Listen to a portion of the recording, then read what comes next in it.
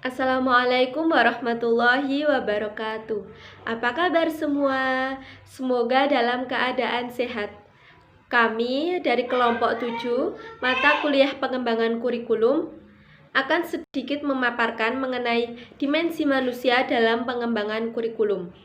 Sebelumnya, perkenalkan anggota kelompok kami, yaitu saya sendiri Nur Suci Damayanti, Kurnia Latifia Lindari, Alfiah Nurul Wakidah, dan Feby Anggarista.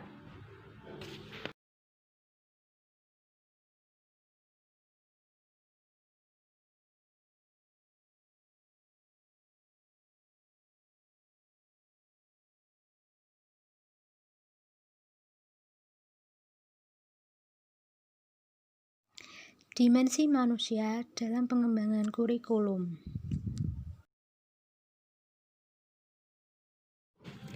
Cakupan yang akan dibahas dalam video kita kali ini, yang pertama yaitu pengertian hakikat manusia, yang kedua pengertian kurikulum, yang ketiga dimensi kurikulum, yang keempat tujuan dan fungsi kurikulum, yang kelima peran guru dalam pengembangan kurikulum PAI, dan yang keenam hal yang dikuasai guru dalam pengembangan kurikulum PAI. Sebelum kita menuju pengertian dimensi kurikulum, kita harus mengetahui hakikat manusia dan pengertian kurikulum itu sendiri. Hakikat menurut bahasa berarti kebenaran atau sesuatu yang sebenar-benarnya dari segala sesuatu. Sedangkan menurut istilah, hakikat adalah inti dari segala sesuatu atau yang menjadi jiwa manusia. Secara umum, terdapat 6 hakikat manusia yang harus kita pahami, antara lain, yang pertama, makhluk yang memiliki tenaga dalam yang dapat menggerakkan hidup untuk memenuhi kebutuhan-kebutuhannya. Yang kedua, individu yang memiliki sifat rasional yang bertanggung jawab atas tingkah laku intelektual dan sosial. Yang ketiga, seseorang yang mampu mengarahkan dirinya ke tujuan yang positif, mampu mengatur dan mengontrol dirinya, dan mampu menentukan nasibnya. Yang keempat, makhluk yang dalam proses menjadi berkembang dan terus berkembang, tidak pernah selesai selama hidupnya. Yang kelima, individu yang dalam hidupnya selalu melibatkan dirinya dalam usaha untuk mewujudkan dirinya sendiri, membantu orang lain, dan membuat dunia lebih baik untuk ditempati. Dan yang keenam, individu yang mudah terpengaruh oleh lingkungan, terutama dalam bidang sosial.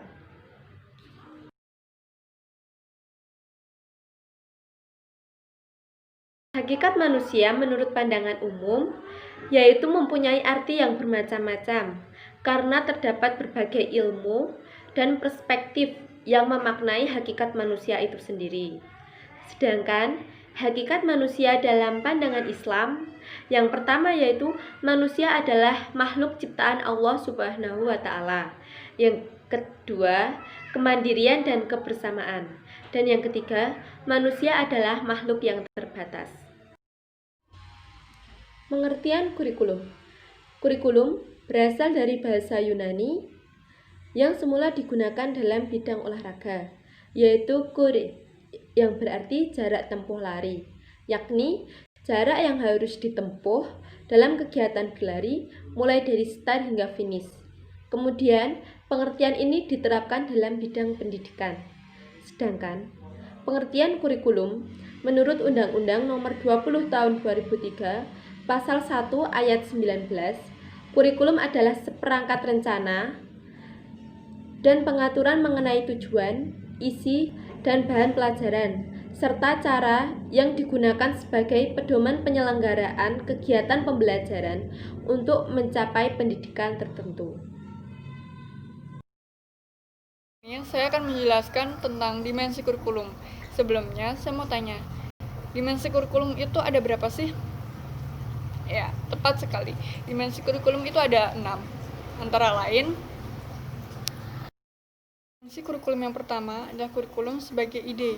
Ide atau konsep kurikulum ini bersifat dinamis karena Kurikulum ini selalu berkembang mengikuti zaman, mengikuti minat dan kebutuhan peserta didik, mengikuti tuntutan masyarakat, ilmu pengetahuan, dan teknologi.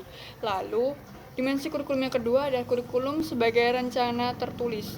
Dimensi ini tertuang dalam suatu dokumen tertulis yang mana banyak orang perhatian karena wujudnya dapat dilihat, mudah dibaca, dan dianalisis. Kurikulum yang ketiga ada kurikulum sebagai suatu kegiatan.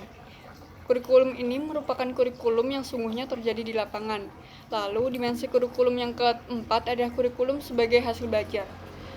Hasil belajar adalah kurikulum, tapi kurikulum bukanlah hasil belajar. Maksudnya di sini adalah hasil belajar merupakan bagian dari kurikulum yang mana terdiri dari berbagai domain.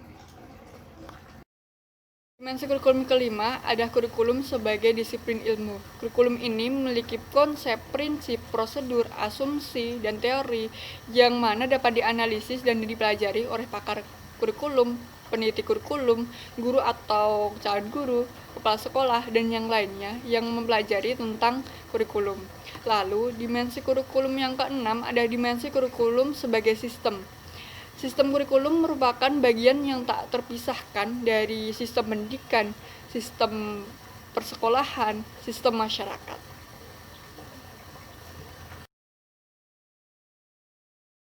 Apa aja sih fungsi kurikulum? Mari kita simak slide selanjutnya.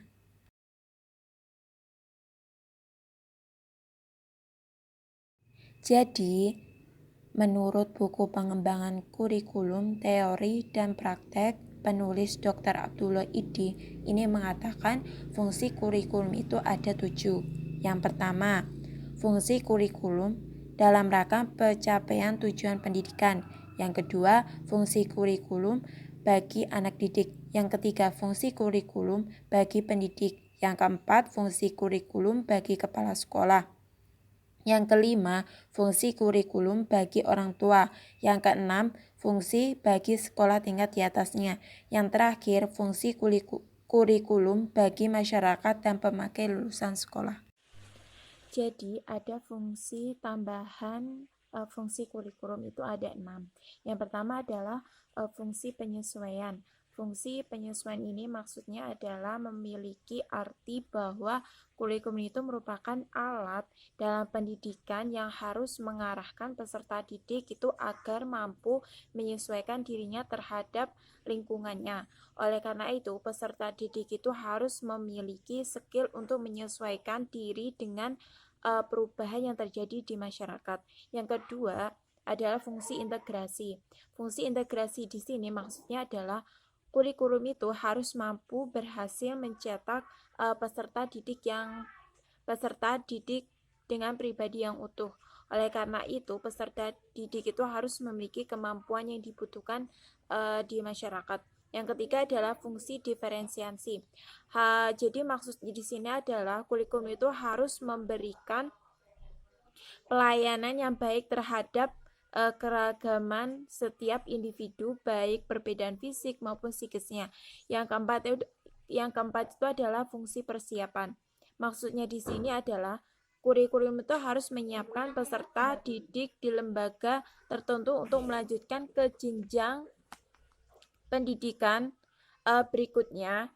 Selain itu juga kurikulum itu juga harus mempersiapkan peserta didik itu dalam hidup bermasyarakat dikala peserta didik itu tidak dapat melanjutkan pendidikannya. Yang kelima adalah fungsi pemilihan. Kurikulum itu harus mampu memberikan kesempatan kepada peserta didik untuk memiliki persiapan studi yang diminati sesuai dengan kemampuannya. Yang terakhir itu adalah fungsi diagnostik.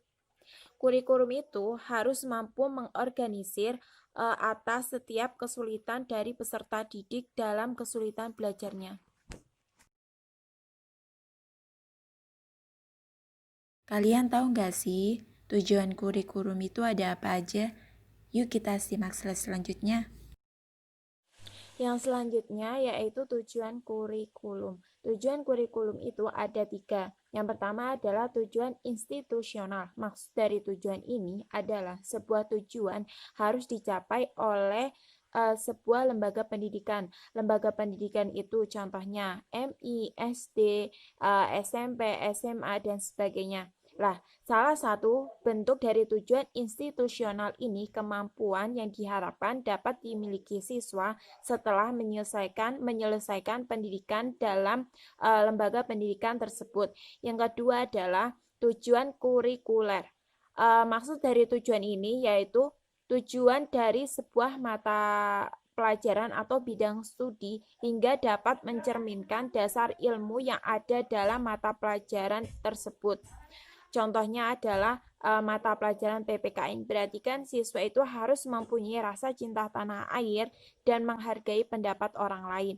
Yang terakhir adalah tujuan instruksional. Tujuan ini adalah tujuan yang akan langsung diterapkan untuk para siswa, dan para siswa ini sudah harus dapat mencapai tujuan tersebut ketika mereka selesai menempuh proses belajar mengajar.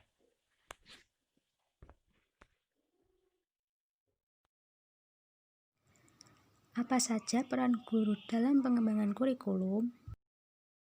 Peran guru dalam pengembangan kurikulum PAI. Seorang guru tentunya sangat berperan penting dalam pengembangan kurikulum, karena tanpa adanya seorang guru, kurikulum tidak dapat terwujud. Sukses tidaknya suatu kurikulum jelas akan ditentukan oleh kualitas dan profesionalisme seorang guru. Peran guru dalam pengembangan kurikulum dari segi pengelolaannya dibagi menjadi 3. Yang pertama, peran guru dalam pengembangan kurikulum bersifat sentralisasi. Dalam hal ini, guru tidak memiliki peranan dalam perencanaan dan evaluasi yang bersifat makro, tetapi guru hanya memiliki peran dalam kurikulum mikro. Jadi, tugas guru hanya merumuskan tujuan pembelajaran yang tepat, memilih dan menyusun bahan ajaran, dan memilih metode media pengajar yang bervariasi. Kemudian yang kedua, peran guru dalam pengembangan kurikulum yang bersifat desentralisasi. Dalam hal ini, kurikulum disusun didasarkan oleh karakteristik kebutuhan wilayah atau sekolah masing-masing. Jadi, guru dapat berperan lebih besar dalam penyusunan kurikulum untuk sekolahnya. Yang ketiga, peran guru dalam pengembangan kurikulum yang bersifat sentral-desentral. Dalam hal ini, kurikulum ini merupakan campuran dari dua sifat kurikulum yang sebelumnya. Jadi, dalam pengembangan kurikulum yang bersifat sentral-desentral ini, peranan guru jauh lebih besar. Guru dapat berpartisipasi dalam menyusun kurikulum yang menyeluruh untuk sekolahnya. Yang selanjutnya, peran guru dalam pengembangan kurikulum yang dikemukakan oleh Murray Print. Yang pertama yaitu implementer. Di sini guru hanya berperan untuk mengaplikasikan kurikulum yang telah ada. Guru tidak memiliki kesempatan dalam menyusun isi kurikulum maupun menentukan target dalam kurikulum. Maka kreativitas dan inovasi guru dalam merekayasa pembelajaran tidak dapat berkembang. Kurikulum ini bersifat seragam, dari antara satu daerah dengan daerah yang lain memiliki kurikulum yang sama. Yang kedua yaitu adapter. Peran ini, guru memiliki peran yang lebih dari sekedar pelaksana kurikulum, tetapi juga sebagai penyelaras kurikulum dengan karakteristik, kebutuhan siswa, dan kebutuhan daerah. Guru juga diberi wewenang untuk menyesuaikan kurikulum dengan karakteristik sekolah atau daerah. Yang ketiga yaitu developer. Sebagai developer, guru memiliki kewenangan dalam mendesain sebuah kurikulum. Guru juga dapat menentukan strategi apa yang akan dikembangkan dan evaluasi apa yang akan digunakan. Guru sepenuhnya dapat menyusun kurikulum sesuai dengan karakteristik, visi, dan misi sekolah, serta disesuaikan dengan pengalaman belajar yang diperlukan oleh peserta didik. Dan yang terakhir yaitu kurikulum researcher, yaitu guru sebagai peneliti kurikulum. Peran ini dilaksanakan sebagai bagian dari tugas profesionalisme guru. Dalam peran ini, guru memiliki tanggung jawab untuk menguji berbagai komponen kurikulum, seperti menguji bahan-bahan kurikulum, menguji efektivitas program, strategi maupun model pembelajaran, dan juga termasuk mengumpulkan data tentang keberhasilan siswa yang mencapai target kurikulum. Hal apa saja yang dikuasai guru dalam pengembangan kurikulum PAI? Kemudian, hal-hal yang harus dikuasai oleh seorang guru dalam pengembangan kurikulum PAI. Yang pertama, memiliki kepribadian ideal sebagai seorang guru. Yang kedua, menguasai landasan kependidikan. Yang ketiga, menguasai materi pembelajaran. Yang keempat, mampu menyusun program pembelajaran. Yang kelima, mampu melaksanakan program pembelajaran. Yang keenam, mampu menilai proses dan hasil pembelajaran. Yang ketujuh, mampu menyelenggarakan program bimbingan. Yang 8, mampu menyelenggarakan administrasi sekolah. Yang ke-9, mampu bekerja sama dengan sejawat dan masyarakat. Dan yang ke-10, mampu menyelenggarakan penelitian sederhana untuk keperluan pembelajaran.